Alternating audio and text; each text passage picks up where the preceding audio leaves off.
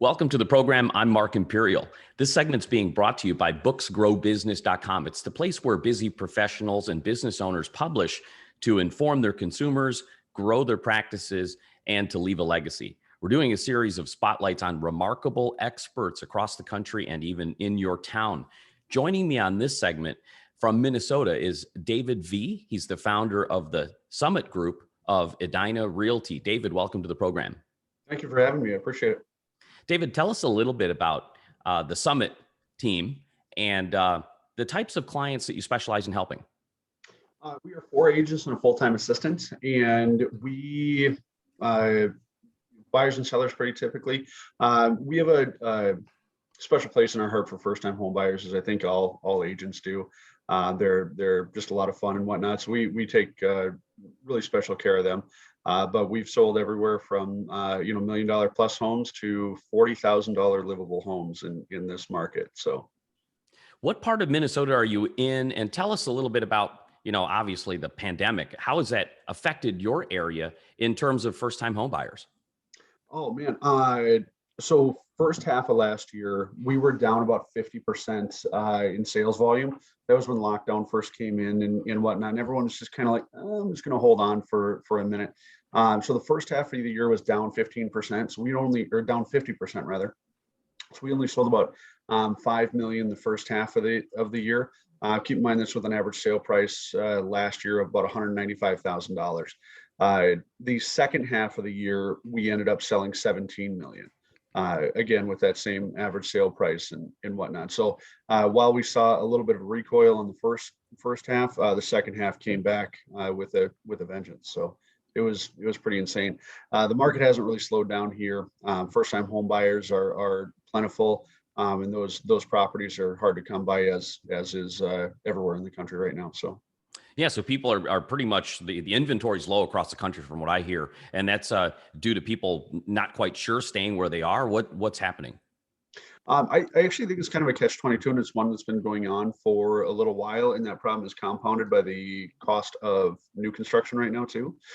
So with lumber going up, 400% over the last year, that has kept people in their homes that might otherwise build a home elsewhere, and then vacate their current home, opening it up for somebody else.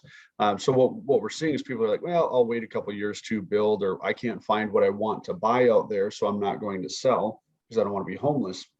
So it becomes this cyclical problem, or kind of a catch-22. People don't want to put their house up for sale because they can't find a house they want to buy, because people won't put their house up for sale because they can't find what they want to buy. So it's an inventory problem all the way through. And one that currently can only be solved with new construction, but new construction is through the roof. So here we sit until it loosens up. So it's quite a catch-22 there for folks that are selling, that see this as an opportunity, obviously for maybe higher prices or whatever for the home. Why are they selling? Who are the types of folks, and what kind of situations are they in that they're able to sell and willing to sell today?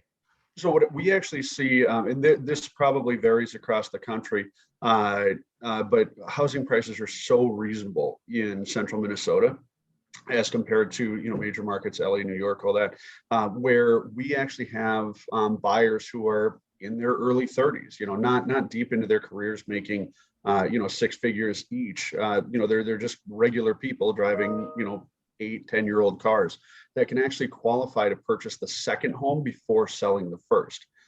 So a lot of the sellers that I'm working with, if they're not just selling and moving completely out of the market, they're actually buying that second house, not contingent on the sale of their house. And then as soon as we get an offer accepted on their next home, then we go ahead and put their home up for sale, and coordinate the close dates to keep them from being homeless for any period of time. And the only risk on that is you might carry 2 houses for a month, but when your mortgage payment is only $1,100, that's a small price to pay to get that kind of security and being able to move and being that person who can put in the offer non-contingent when that perfect house comes along. So having the low inventory in the area, I'd imagine it drives competition. How have the prices been exceeding the listing price in sale, and are people typically the buyers in like competition with each other in bidding? Very much so. I don't know the exact statistic, but where we're at, if I drive 30 miles south, it's a much different market. You get closer to the Minneapolis metro area. Where I'm at is the St. Cloud metro area, which is it's kind of an apples and oranges comparison. But in the St. Cloud area, typically we're seeing 3 to 5 offers on a property, up to 8, and properties are getting bid up. If they're in the $160,000 price range, they'll sell for 170, 175,000. You go 30 miles south, those numbers kind of tend to double. So I wrote an offer on a property that was 265. We went 295 and lost. And then even further south, it was a $300,000 listing. We offered $300,000 cash, no inspection, no contingencies. I said, hey, seller, you can close whenever you want. And we lost, writing 30,000 high, which had you told me that even a year ago, I'd have told you that you're insane that I would lose with that kind of an offer, but somehow we did. So this sounds really unusual for the area. Like even I'm in the suburbs of Chicago, and we don't see that kind of activity like ever, except for during the pandemic. I'd imagine it's unique for you guys too. It is, yeah. And I started in real estate in 2010, so that was right during the great financial crisis, or the recession, however you want to call it. So multiple offers was, at that time, multiple offers didn't exist. You could look at one house, and then if you decided you like it, 2 weeks later, you could circle back and write the offer and buy it. Not in any competition, but over the years that has, of course, evolved, and now we're in a complete 180 on the market. Everything is super competitive.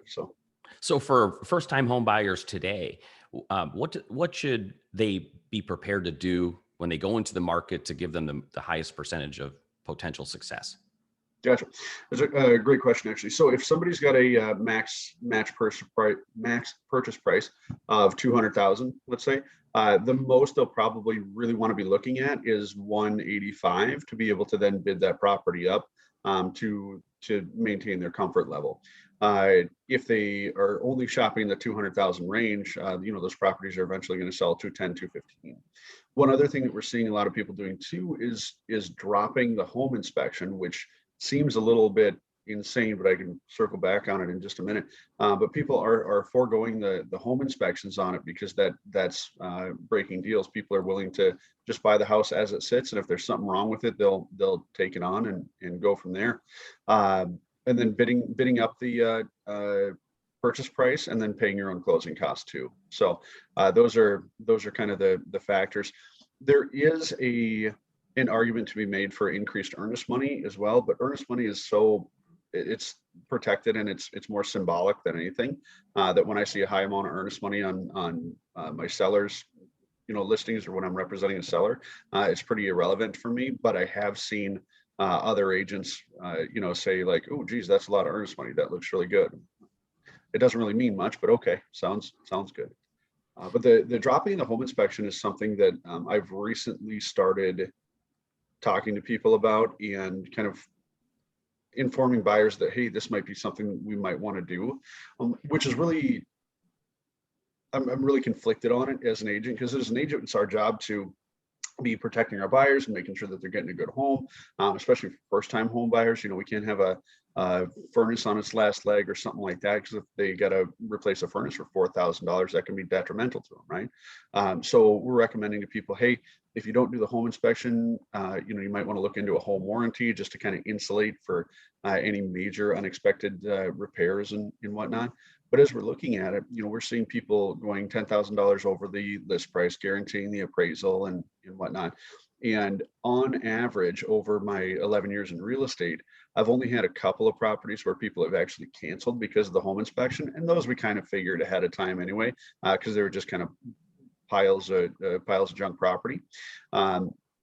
After you take those aside, there's generally only a few things that come up. Hey, we want the furnace cleaned, a couple of GFI outlets that aren't working, or just kind of some knickknack stuff. There's very rarely any major issues that would be multiple $1,000s. It's usually $800 to $1,000 worth of kind of tic tac stuff, and call it a day. So by foregoing the home inspection, you're taking a gamble, but it's not that extreme of one. And if it's, a difference of bidding $5,000 more to get the house, or foregoing the home inspection and taking on possibly $1,200 worth of repairs, well, then you're still $3,800 ahead in the whole transaction. So. Interesting insights. David, what inspired you to start in real estate? Like, how did you get started? And I understand that there's a story behind the name of your team, the Summit Team. Yeah, yeah. I hated my job. I was driving a truck before I sold real estate, and I don't know if you're a country fan, but Garth Brooks has a song. He goes, "I'm much too young to be feeling this damn old." And I was 26 years old, and I just was grinding it out every single day. I was driving a delivery truck, much like UPS, but it's a regional company, and I hated what I did. And that transfers into the rest of life and all that. So I started looking around, and I came across real estate as a potential career, and I had purchased my first home when I was 21. So I called up the agent that helped me buy it, and I'm like, "Hey, tell me about real estate. What are the goods? What are the bads? All that." He told me, "Well, you got to have good people skills, and you got to be willing to work hard and whatnot." And he goes, "Dave, honestly, I think you'd be good at it." And so I signed up and got my license, and I was licensed, I think, 3 months later. So that was kind of my journey into real estate. And the Summit Real Estate Team portion of it, my hobby, when the world isn't shut down, is climbing mountains. So I've attempted 5 of the world's 7 summits. I've gotten 2 of them. I had to turn back on a couple of them due to weather delays or weather issues and stuff like that. So that was unfortunate. But just summer of 19, I was within 300 feet of the highest peak in Russia, and we had dime-sized hail and whatnot. So we had to turn around while it was that close. That was a heartbreaker. Oh, wow. I can only imagine. You are brave. That is an incredible, exciting hobby for sure. It is. Yeah, it's a lot of fun. David, so before I ask you my last question, is there anything that I didn't think to ask you regarding Minnesota real estate that you feel it might be important to share for first-time home buyers or anybody that could use the advice?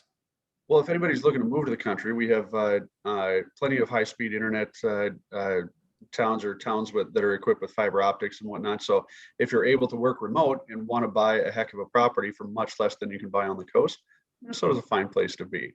I've got a buddy of mine who just bought a house in Maui near 800,000, and he's coming out to visit here pretty shortly. He's never seen my house, but I can't wait to see or show him what you can buy in Minnesota for significantly less money than that, because I think he's going to be pretty impressed. No, it's to answer your question directly, not really. It's a great place to live, and we got all 4 seasons and love it here. So terrific. David, for folks listening and are interested in Minnesota and they'd like to contact you or connect with you and learn more, where should they go?